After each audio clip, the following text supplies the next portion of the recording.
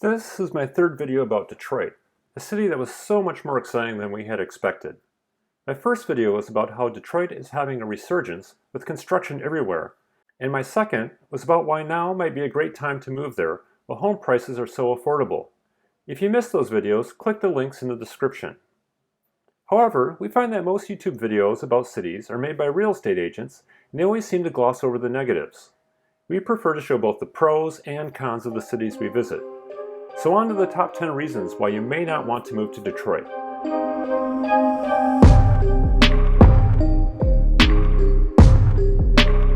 Number 1, corruption.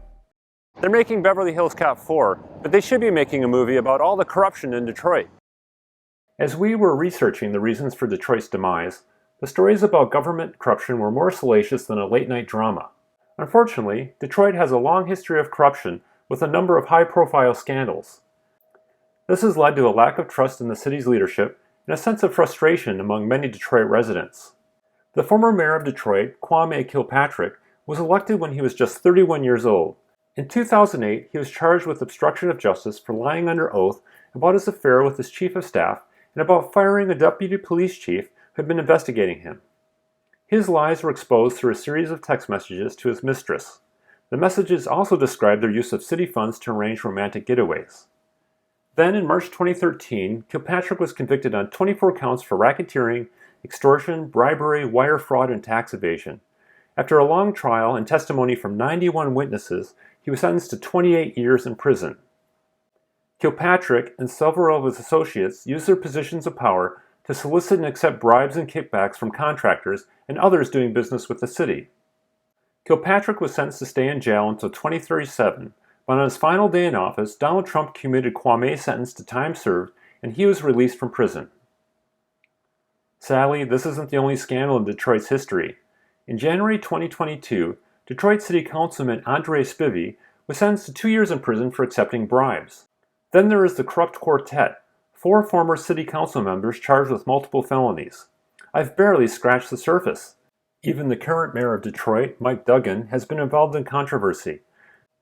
A scathing report by the Detroit Inspector General in 2019 states that Duggan provided preferential treatment to a prenatal health program run by his mistress.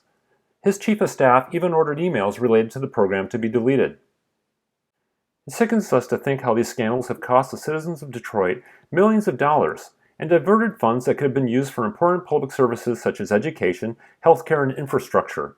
It's pretty clear that Detroit's political system needs improved transparency and accountability. I know I would be angry if I had to pay some of the highest tax bills in the country to fund politicians' lavish lifestyles, not to mention their legal fees.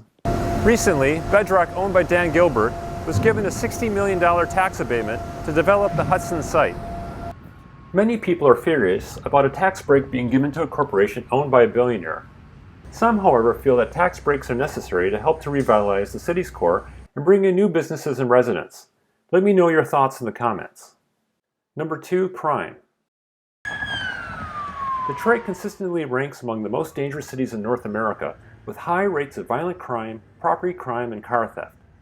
The homicide rate is almost 10 times higher than New York City and almost 25 times higher than Canada. When you Google homicides in Detroit, there are some horrifying news stories.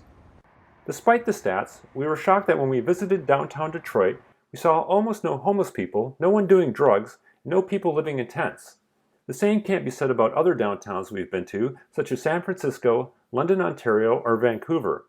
If you have any insight as to why we saw very few homeless people in Detroit, let us know in the comments. Nonetheless, those violent crime stats are terrifying. Number 3, poverty.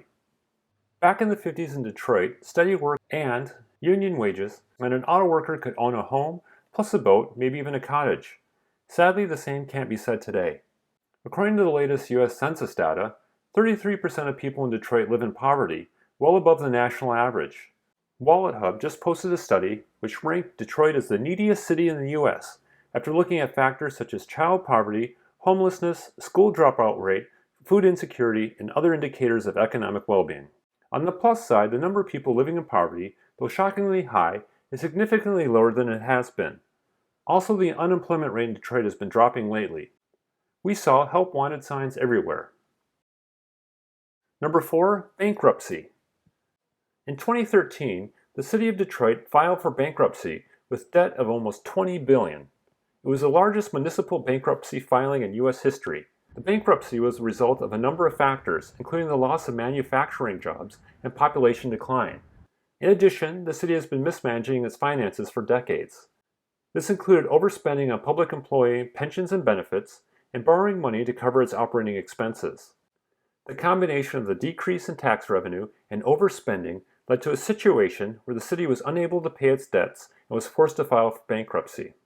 The bankruptcy had a significant impact on the city and its residents, including cuts to city services and the sale of public assets. When the Detroit Institute of Art went bankrupt in 2013, they considered selling the artwork from the Detroit Institute of Arts. Fortunately, a benefactor stepped in and raised over $800 million to save this priceless artwork. Number 5. Abandoned buildings. In my video about why we love Detroit, I talked about all of the great revitalization projects happening. However, many of these projects just seem to either never come to fruition or they seem to take forever. The loss of over 1 million residents resulted in a lot of empty homes, stores, businesses, and schools. Sadly, a lot of them have been left to rot. They are a blight and people see them as a place to dump garbage and burn. There are, however, many people in Detroit working to improve their city, and we applaud their resilience and determination. It is because of them that we remain optimistic. Number 6. Food desert. A food desert is an area that has limited access to affordable and nutritious food, such as fresh fruit and vegetables. It is measured by the number of residents living more than a mile from a supermarket or large grocery store. In the 1970s, Detroit lost over half its grocery stores, and many large national chains left the city by the 1990s. Although it is improving, a lot of people in Detroit do their grocery shopping at dollar stores, party stores, and gas stations. We want to live in a place with access to fresh fruit and vegetables. Though Detroit does now have a Whole Foods, we didn't find many places offering fresh produce at affordable prices.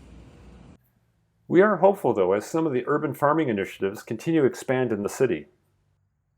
Number 7. High income taxes, property taxes, and auto insurance.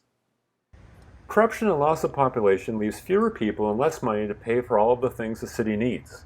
To meet expenses, the city of Detroit adds an additional city income tax for residents of 2.4%, the highest in Michigan and one of the highest in the country. Property taxes are also very high. In the Why to Move to Detroit video, I showed this home that sold for $125,000. According to the Michigan property tax calculator, the property taxes on it will be almost $8,800 a year. That is a lot of money. That would be more than triple the price of other places in Michigan. The property taxes would be even higher if it isn't your principal residence. The city is also considering raising the rates on vacant lots, so be cautious if you are thinking of buying something as an investment. And on top of that, car insurance is more expensive than anywhere else in the country, according to Zebra.com. A viewer commented on an earlier video that to get full car insurance would cost them almost $8,500 a year. To try to save money on car insurance, a lot of people don't bother to get their cars repaired. We saw an abundance of banged up cars everywhere we went. We came across one person, though, that turned their dent into funny artwork by putting an arrow to it with the word dent. We thought that was a perfect example of the spirit of Detroit. Turn a car dent into a work of art. Number 8. Getting around. Being the Motor City, it is no surprise that Detroit has a car-oriented road design. However, even if you choose to drive, the roads are filled with potholes, and in many places they are covered in debris. If you want to take public transit, the system is limited. The Q-Line streetcar looks promising, but right now it only runs up one street in the downtown area. As for walking, other than in a few limited areas, it is not really a plausible option. In fact, while we were making this video, we got a flat tire. With many of the streets covered with debris, we got a nail in our tire. To get to downtown Detroit from the tire shop would take only 20 minutes by car, but since our car was in the shop, that wasn't an option. We looked into taking a bus, but it would have taken over 2.5 hours.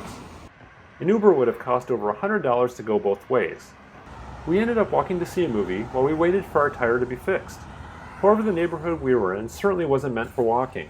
We didn't see any other pedestrians. The sidewalk suddenly ended, and we had to walk way around through a huge parking lot to get where we were going. Before I show you the final 2 reasons why you shouldn't move to Detroit, please do me a favor and hit subscribe. It will really help us to bring you videos about more cities. Number 9, schools. I hope that they continue to fix the schools or put more effort into the schools. There are very few Detroit schools scoring well on greatschools.org, and according to the nation's report card, Detroit has some of the lowest student performance in the country. Detroit schools have faced a number of challenges, including underfunding and inadequate resources. A strong education is crucial for helping students succeed in college and in their careers. By providing students with the skills and knowledge they need to succeed, good schools can help to improve the overall prosperity of a city. Detroit has a long way to go on this front. Number 10, weather. It is impossible to make a video about the cons of Detroit without mentioning the weather. Sperling's ranked Detroit as the 6th gloomiest place in America because of the lack of sun in the winters. Now you will need a coat and snow shovel, but the winters aren't bitterly cold and snowy like other places in the US and Canada. However, if cold weather isn't your thing, Detroit may not be for you. In summary, though we really enjoyed our trip to Detroit and were tempted by the affordable home prices, we won't be moving to Detroit anytime soon. We are excited to visit again and see it in other seasons, and it will be great to see the results of all the improvements being made over time. We can certainly understand why some would prefer to live in a Detroit suburb with lower taxes, less crime, and better schools.